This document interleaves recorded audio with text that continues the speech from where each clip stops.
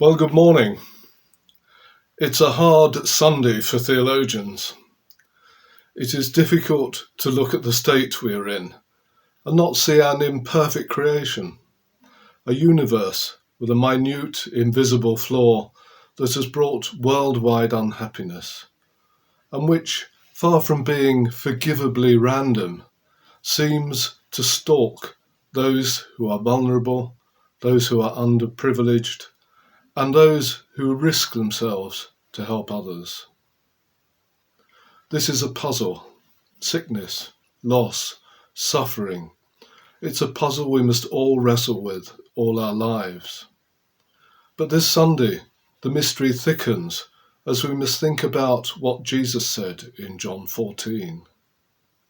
It is a difficult and challenging passage that has revealed the unfailing ability of Christian theologians to reach starkly opposite conclusions about their Lord.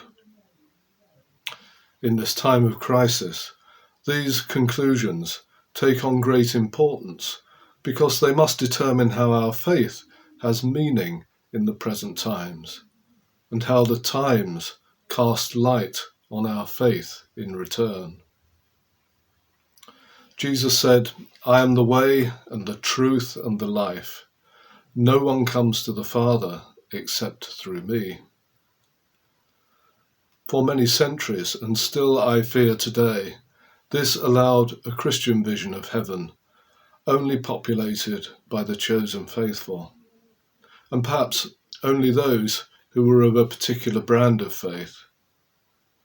It bred a view of other traditions, of other faiths, and of other philosophies that was superior, dismissive, a reason for mission, a handmaid of colonialism, a reason for crusade.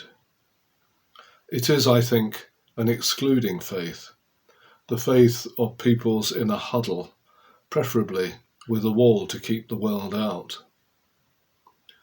But as the world has changed, so now we must, I hope, see that this passage holds another vision of heaven and another view of the world and its peoples. It speaks of God's house being filled with many dwelling places. In other translations, it says many rooms, many abodes, or many mansions. It speaks of a generous and inclusive God, God with room in heaven for all kinds of people. It's very carefully phrased, many dwelling places or mansions, rather than simply expressing its breadth as a big place. And that speaks of diversity, choice, individuality. It is a passage which warms the hearts of people who envisage a God of unconditional love, a God with arms spread wide on the cross to embrace all people down all the days of the world. And if we try to understand what Jesus meant by "through me," we can again take two paths. We can envisage a Christ as a stern judge, weighing our worship and our deeds, listening to our miserable pleadings. That is very much the view of the wall builders. But in this world of pandemic connectivity, we surely see our Lord does not sit in heaven soaking up adoration for eternity.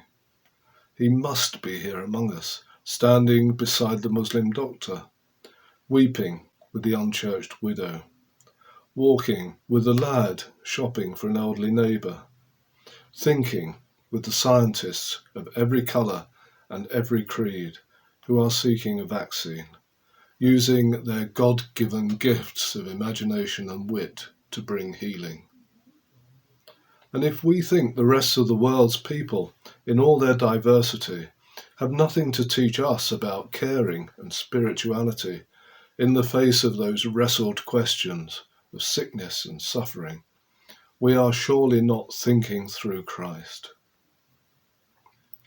Had we time, we could read on for a chapter to John 15, and I recommend it as a lockdown task. You will find much comfort there in the words Jesus spoke to his friends. And you'd see that Jesus gave a remarkably simple commandment, which if we follow it, will lead us out of this crisis. We are used to the daily dish of endless words, but Jesus only needed three words to guide us, to provide a foundation stone for a new way of life. Not bow to me, not submit to me, but love one another. Love one another. It is a command to the whole world.